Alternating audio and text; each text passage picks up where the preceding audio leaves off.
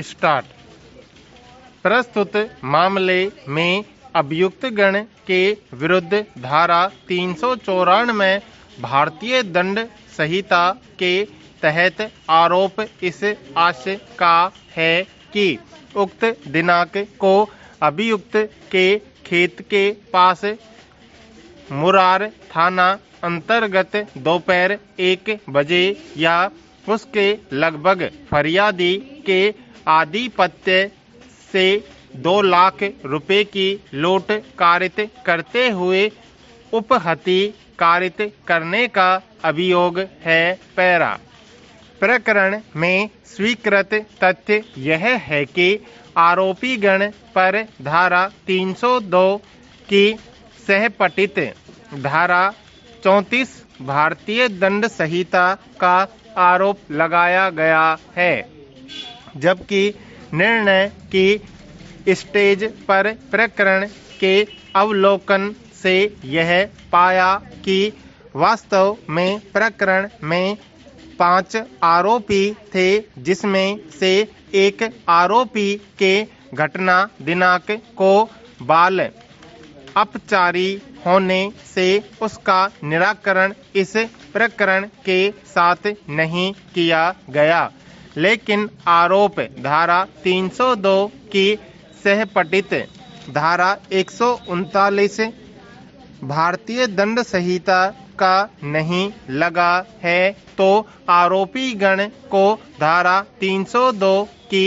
सहपठित धारा 34 भारतीय दंड संहिता में दोषी पाने में कोई वैधानिक त्रुटि नहीं है। इस संबंध में माननीय सर्वोच्च न्यायालय के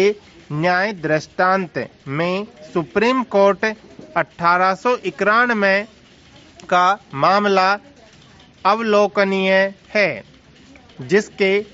अवलोकन से यह स्पष्ट होता है कि अभियुक्त के परीक्षण में ऐसा कोई भी तथ्य प्रदर्शित नहीं होता है जिससे अभियुक्त उक्त मामले में दंड का अधिकारी हो। पैरा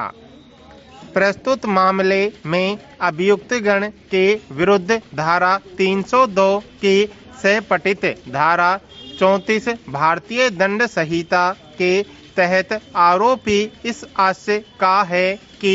उक्त दिनांक को फरियादी के घर के पास लगभग 6 बजे सामान्य आशय के परिवर्तन में अन्य सह अभियुक्त गण खतरनाक हथियारों के साथ आए और ज्ञानपूर्वक अभियुक्त की मृत्यु कारित कर उसकी हत्या करने का अभियोग है। इस संबंध में प्रकरण को न्यायाधीश के समक्ष प्रस्तुत किया गया, जिस पर न्यायाधीश के एक करके मामले से जुड़े सभी तथ्यों पर प्रकाश डाला। प्रकरण में अभियोजन साक्षी 3 का प्रति परीक्षण किया गया।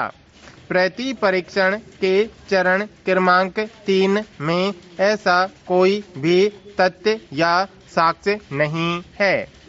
जिससे यह प्रतीत होता हो कि उक्त घटना उक्त अभियुक्त के द्वारा ही कारित की गई है। अभियोजन साक्षी 4 के भी कथनों में ऐसी कोई साक्ष्य नहीं आई है। साक्ष्य के उपरोक्त मूल्यांकन के आधार पर अभियोजन अपना मामला युक्तियुक्त संदेह से परे आरोपी गण के विरुद्ध प्रमाणित करने में असफल रहा है। ऐसी स्थिति में आरोपी गण को भारतीय दंड संहिता की धारा 294 की उपधारा 2 और 3 के आरोप से दोष मुक्त किया जाता है। साथ ही उनके वारंट पर टीप लगाई जावे कि यदि अभियुक्त गण की किसी अन्य प्रकरण में आवश्यकता न हो तो उन्हें अविलंब रिहा किया जावे।